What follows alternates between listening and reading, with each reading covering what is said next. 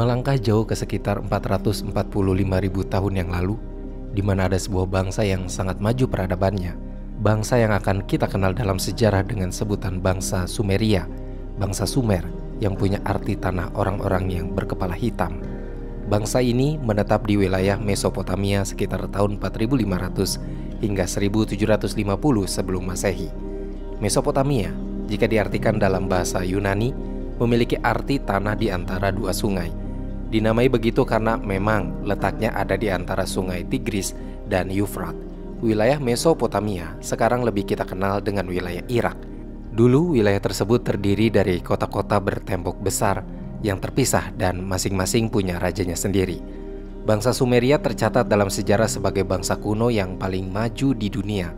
Mereka merupakan salah satu peradaban pertama yang mengembangkan sistem tertulis yang kompleks yang dikenal sebagai tulisan cuneiform, yang digunakan untuk menyimpan catatan, puisi, dan catatan sejarah mereka. Bangsa Sumeria pun dikenal karena kemajuan dalam bidang pertanian, arsitektur, matematika, dan astronomi. Mereka membangun kota-kota besar seperti Uruk, Ur, dan Lagas, dan menciptakan sistem politik yang terorganisir. Dengan pemerintahan yang dikuasai oleh raja-raja dan imam-imam kuat, sayangnya mereka runtuh pada abad 2000 sebelum Masehi karena diserang oleh bangsa-bangsa yang jauh lebih kuat, seperti bangsa Akkadia dan bangsa Babilonia.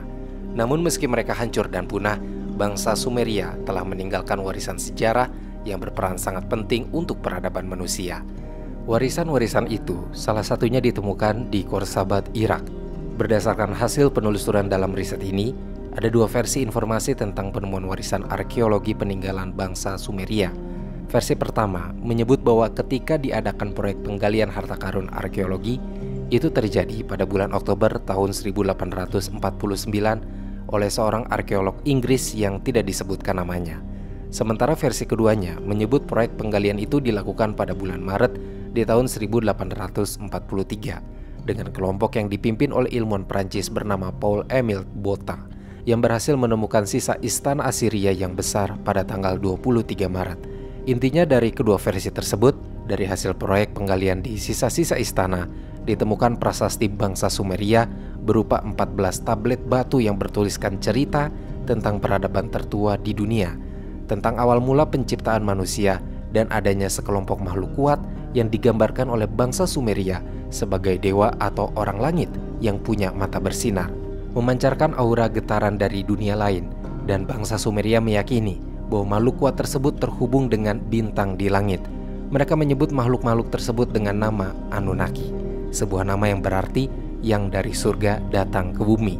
Penggunaan istilah Anunnaki ini yang paling awal diketahui berasal dari prasasti yang ditulis pada masa pemerintahan Gudea sekitar tahun 2144 hingga 2124 sebelum Masehi dan dinasti ketiga bangsa Ur. Dari 14 tablet batu yang ditemukan, sudah banyak arkeolog dan antropolog yang menelitinya. Termasuk salah satunya adalah seorang antropolog liar bernama Zakaria Sitchin yang telah mempelajari tablet batu tersebut selama 30 tahun hidupnya. Sitchin kemudian menerbitkan buku di tahun 1976 dengan judul The 12 Planet yang artinya planet ke-12, di mana dalam buku tersebut Sitchin mengatakan bahwa para dewa Sumeria bernama Anunnaki sebenarnya merupakan pengungsi dari dunia lain. Tablet-tablet yang ada menjelaskan tentang dewa permulaan atau semacam Tuhan yang menciptakan.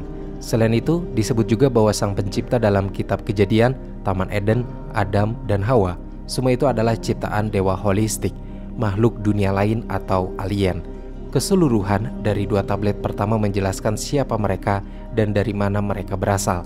Tablet 3 menjelaskan tentang 6 hari penciptaan atau penyelesaian di bumi.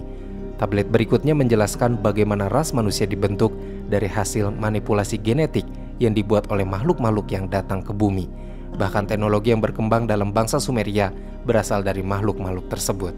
Sitchin menafsirkan dari teks yang tertulis di tablet batu kalau Anunnaki berasal dari planet Nibiru yang berada di ujung tata surya dan akan memasuki orbit yang dekat dengan bumi setiap 3.600 tahun sekali. Nibiru digambarkan sebagai planet yang berkali-kali lipat lebih besar dari diameter bumi. Namun planet Nibiru ini merupakan sebuah planet dengan kandungan oksida besi yang sangat berlimpah. Saking berlimpahnya, bahkan sungai dan danau di Nibiru jadi terlihat berwarna merah. Kandungan oksida besi itu juga yang akhirnya membuat Nibiru berubah pesat ke arah yang lebih buruk karena kandungan besi merusak atmosfer dan membuat planet Nibiru menjadi tempat yang tidak bersahabat untuk kehidupan. Anunnaki jadi kehilangan banyak sumber daya mereka dan mulai kekurangan makanan. Meski teknologi mereka yang merupakan perpaduan antara alkimia dan sihir itu sangat canggih, tapi mereka membutuhkan sebuah elemen untuk membuat teknologi itu bekerja. Elemen itu adalah emas. Anunnaki membutuhkannya karena logam tersebut punya sifat yang murni. Nanopartikel emas bisa digunakan untuk memperbaiki lapisan ozon, bahkan mampu bertahan dari radiasi kosmik. Itu sebabnya NASA menggunakan foil berlapis emas untuk stasiun luar angkasa mereka supaya bisa bertahan dari radiasi. Sayangnya, emas itu barang yang sangat langka di Nibiru. Mereka tidak punya emas yang cukup untuk menjalankan teknologi mereka. Hingga akhirnya Anunnaki menjelajah alam semesta dengan pesawat luar angkasa mereka dan mencari planet yang mengandung emas. Bisa dibayangkan semaju apa peradaban mereka. Ketika bumi masih berada di zaman purba, Anunnaki sudah jadi astronot yang menjelajah alam semesta. Mereka juga berhasil menemukan planet bumi yang punya banyak kandungan emas di dalamnya. Anunnaki lalu mendarat di bumi yang masih dalam era purbakala. Mereka melihat bumi dengan kondisi yang masih liar dan hanya dihuni oleh berbagai hewan purba seperti mamut, reptil purba, dinosaurus, dan kera.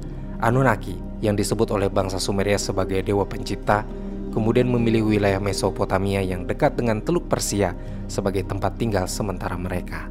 Anunnaki membangun kota yang indah untuk pemukiman pertambangan mereka.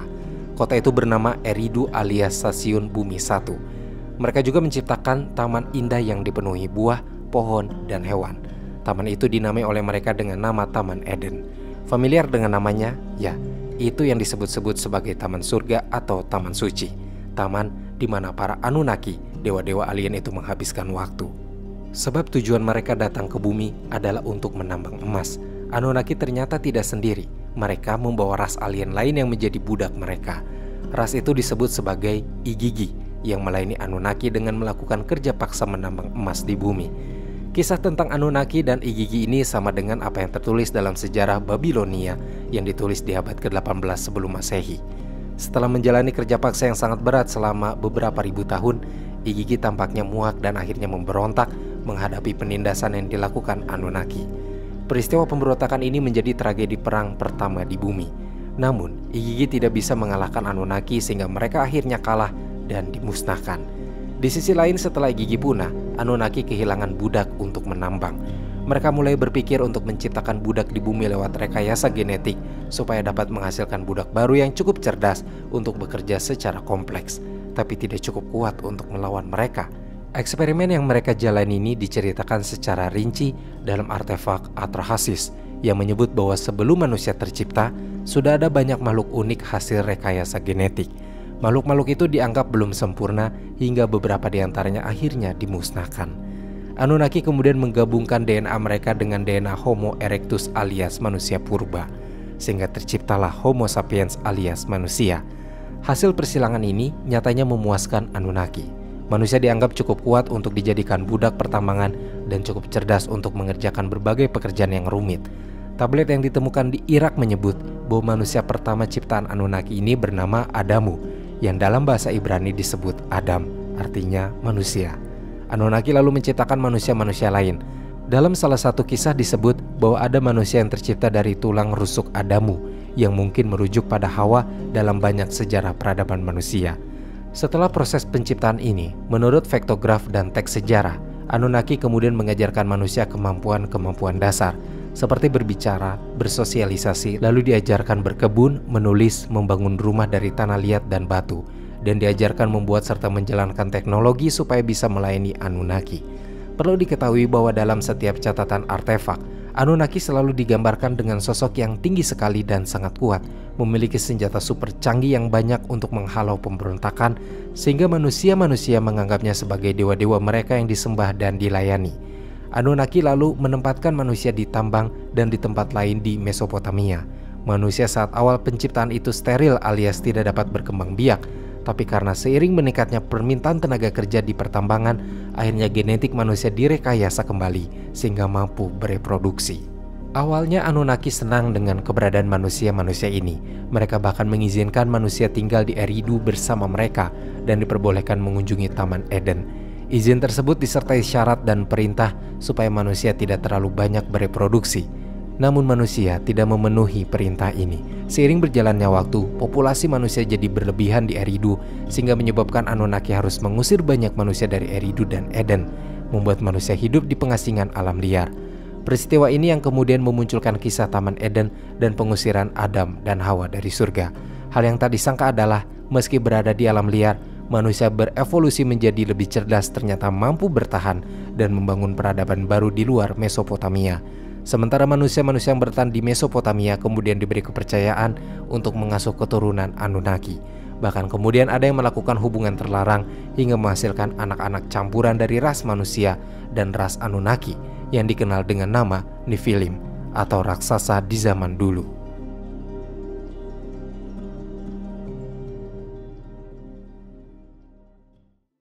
Jika kembali melihat dari artefak peninggalan bangsa Sumeria, tertulis bahwa ada 7 dewa utama Anunnaki, yaitu Anu, Enlil, Enki, Ki, Nana, Inanna, dan Utu. Dewa terkuat dalam mitologi Sumeria adalah Anu, yang berdasarkan kaligrafi Akkadian, sebenarnya Anu adalah personifikasi surga yang punya kebijaksanaan tidak terbatas.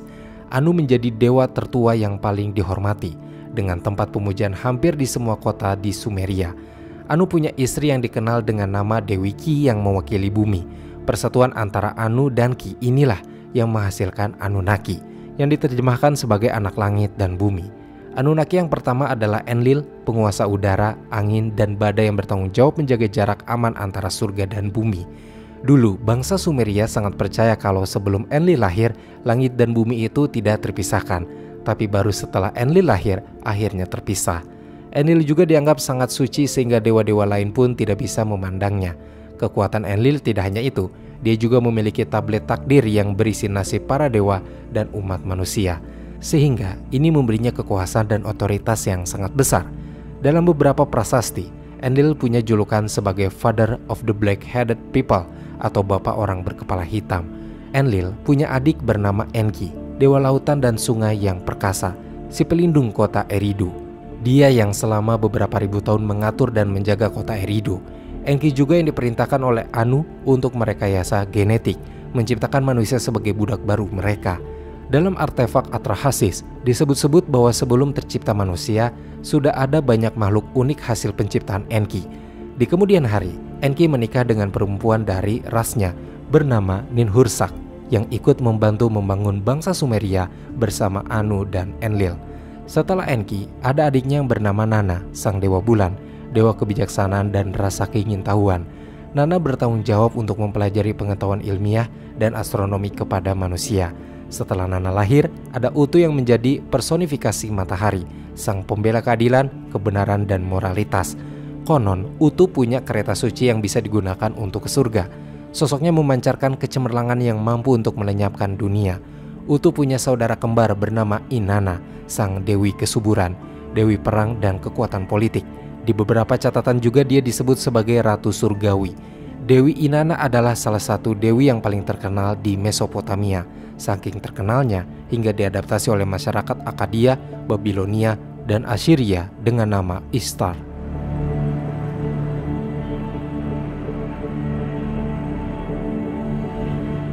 Di dalam tablet Sumeria, tertulis bahwa setelah manusia kelebihan populasi dan banyak terjadi perkawinan silang, Enlil yang saat itu sudah menggantikan ayahnya memimpin ras Anunnaki, akhirnya menjadi marah. Dia memastikan bahwa tidak akan pernah ada manusia yang akan naik tahta kekuasaan dan berpotensi menguasai Nibiru dengan adanya perkawinan silang. Bertahun-tahun kemudian setelah kemarahan Enlil, ternyata Nibiru memasuki siklus 3600 tahun dan mendekati orbit bumi lagi. Nibiru memiliki gravitasi yang sangat kuat sehingga menciptakan kekacauan di matahari dan di bumi. Momen inilah yang akan menjadi kehancuran peradaban awal manusia. Enlil membiarkan alam bekerja menghancurkan makhluk ciptaan adiknya. Kisah ini sebenarnya tercatat dalam Kolbrin, sebuah Injil kuno yang ditemukan di Skotlandia. Dalam Injil kuno tersebut, Nibiru disebut sebagai penghancur. Tulisannya jika diterjemahkan akan berbunyi, manusia melupakan hari-hari penghancur. Hanya orang bijak yang tahu kemana Nibiru pergi dan Nibiru akan kembali pada waktu yang ditentukan. Penghancur, warnanya cerah dan garang, bentuk selalu berubah karena tampilannya tidak stabil sebab tubuhnya terdiri dari api yang ganas. Sumber yang ada menyatakan bahwa teks tersebut telah dihilangkan di Alkitab seperti teks mengenai gulungan laut mati. Dari sudut pandang sains dan astronomi, keberadaan planet Nibiru ini diperkirakan benar adanya. Salah satu buktinya adalah NASA yang pada tahun 2017 menerbitkan sebuah artikel berjudul The Super Earth Became Home for Dinner yang menunjukkan bahwa ada kemungkinan planet 9, sebuah planet yang kemungkinan 10 kali lipat masanya dari bumi dan 20 kali lebih jauh dari matahari jika dibandingkan Neptunus.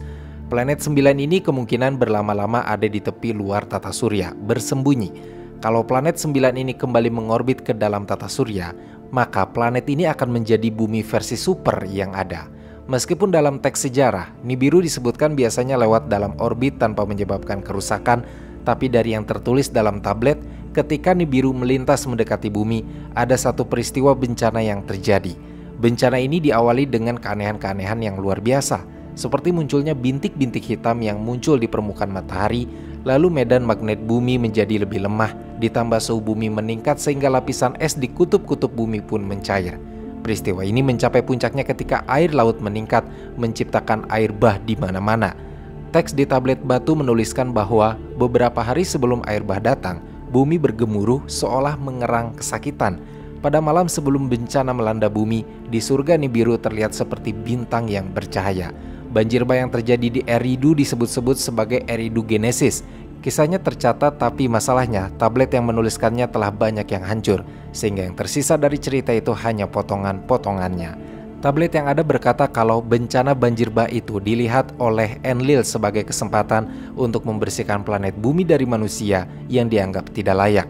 Enlil memutuskan kembali ke Nibiru, tapi ternyata banyak Anunnaki yang memilih untuk tinggal di bumi agar bisa menyaksikan banjir serta kehancuran di bumi dari kapal mereka. Sebelum bencana terjadi, lapisan es besar di kutub selatan bertabrakan dengan longsoran es yang mengarah ke laut, kemudian menciptakan tsunami besar di mana-mana. Tsunami yang disebut air bah terus bergerak ke utara, mencapai pertambangan emas yang dibangun Anunnaki di Afrika Utara. Gelombang pasangnya terus berlanjut hingga mencapai dan menenggelamkan kota Eridu, yang mungkin sekarang berada di suatu tempat di dasar Teluk Persia. Teks yang tertulis di tablet menuliskan kisah ini yang jika diterjemahkan akan berbunyi, lalu ada kegelapan di siang hari, dan di malam hari bulan seolah-olah ditelan oleh monster. Bumi mulai bergetar dengan kekuatan yang sebelumnya tidak diketahui. Bumi tampak gelisah. Dalam cahaya fajar, awan hitam muncul dari cakrawala. Cahaya pergi berubah menjadi gelap. Kemudian suara guntur menggelegar dan kilat menerangi langit.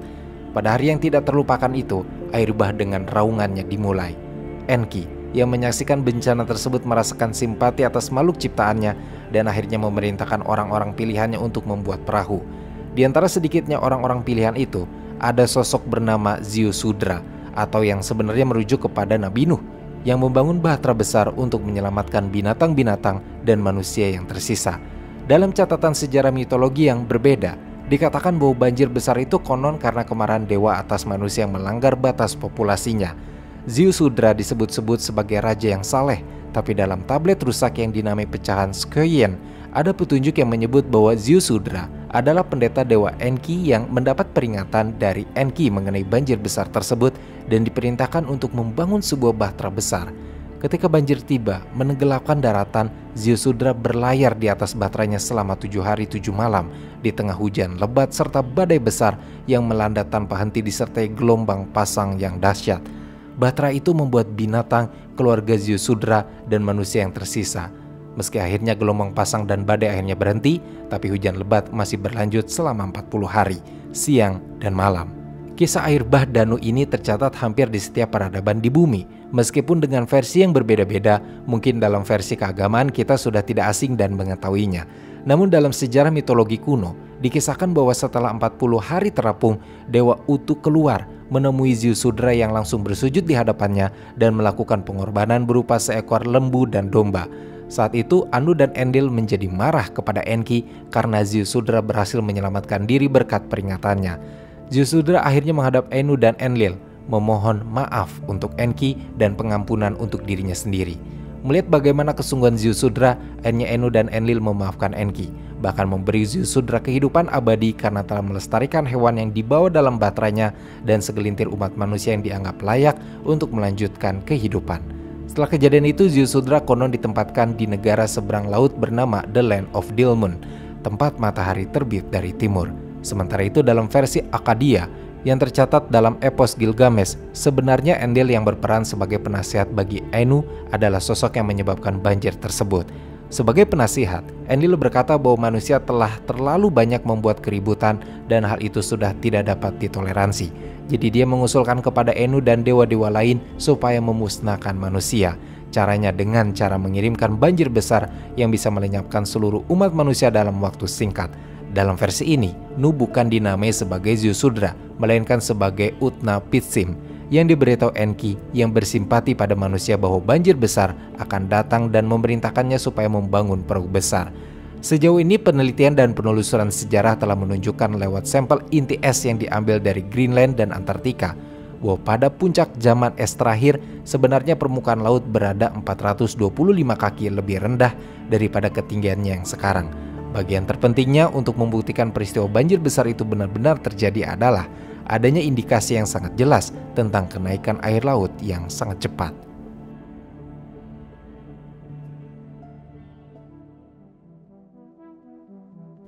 Setelah banjir akhirnya surut, ras Anunnaki yang masih bertahan di bumi membuat rekonstruksi pelabuhan antariksa yang baru. Teks dari Sumeria menjelaskan bagaimana Anunnaki membuat bangunan yang sesuai dengan posisi bintang. Teks itu jika diterjemahkan akan berbunyi, biarkan bumi menjadi dataran dari cerminan langit. Begitu Enki menyetujui ini, Enlil dari langit yang jauh mengambil tindakan. Enki yang masih berada di bumi memutuskan untuk membangun kembali pelabuhan-pelabuhan antariksa. Meski sebenarnya mendapat kemarahan dari Enlil yang memerintahkannya segera kembali ke Nibiru. Konon, piramida-piramida dan semua bangunan kuno di seluruh dunia yang dianggap mustahil oleh para ahli bisa dibangun tanpa teknologi yang sangat maju, sebenarnya dibangun oleh Anunnaki supaya kelak bisa memandu mereka kembali ke bumi. Ketika Anunnaki akhirnya meninggalkan bumi, pengaruh mereka sudah sangat meluas di setiap sudut dunia, dari Mesopotamia, India, hingga ke Amerika Selatan. Rasa simpati Enki yang luar biasa membuat dia memberikan peninggalan yang sangat berharga sebelum dia pulang ke Nibiru. Dia sempat mengajari manusia pengetahuan yang lebih luas tentang arsitektur, matematika, musik, tulis-menulis, astronomi, politik, pemerintahan, dan sebagainya. Manusia juga diajarkan olehnya untuk membangun sistem pemerintahan monarki di mana pemimpin-pemimpinnya harus mempertahankan garis keturunan mereka. Sehingga sebenarnya yang boleh jadi pemimpin hanyalah manusia-manusia yang merupakan hasil perkawinan silang dari ras Anunnaki atau manusia yang secara genetik telah dimanipulasi ulang.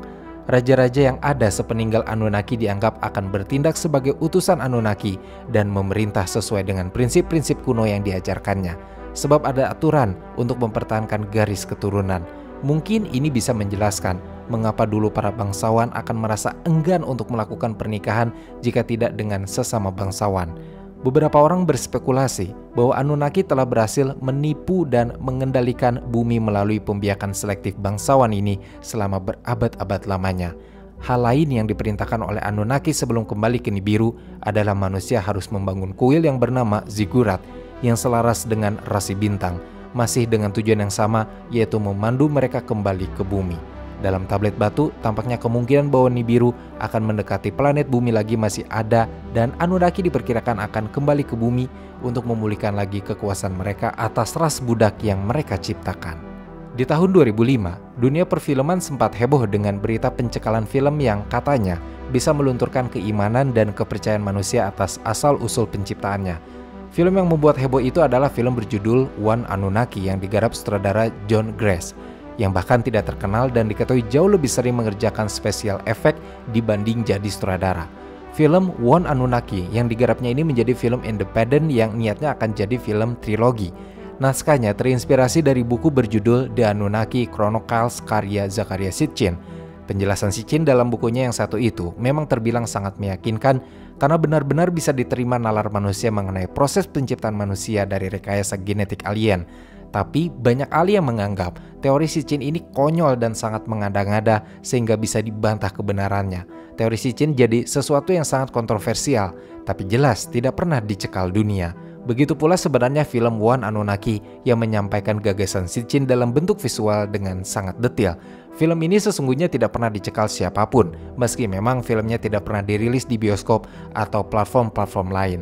Satu-satunya alasan mengapa One Anunnaki tidak tayang adalah karena menurut para mantan kru serta mereka yang pernah terlibat dalam proses pembuatan film, ini semua karena budgetnya tidak mencukupi dan proses produksi tidak bisa dilanjutkan lebih jauh lagi. One Anunnaki saat ini bisa diakses dengan mudah di internet, bahkan naskahnya pun diperjualbelikan oleh John Grace di Amazon. Anunnaki yang disebut-sebut pembahasannya bisa membuat iman luntur dan membuat manusia percaya kalau kita semua diciptakan alien nyatanya tidak seheboh yang diberitakan. Penyembahan terhadap dewa-dewi Anunnaki diyakini hanya terjadi di era kuno karena sejauh ini hanya ada sangat sedikit bukti yang mendukung keberadaan sekte penyembahan Anunnaki. Alasannya bisa beragam, tapi yang jelas sepertinya memang karena setiap anggota yang menyembah dewa Anunnaki memiliki kultus masing-masing yang terpisah dari yang lain.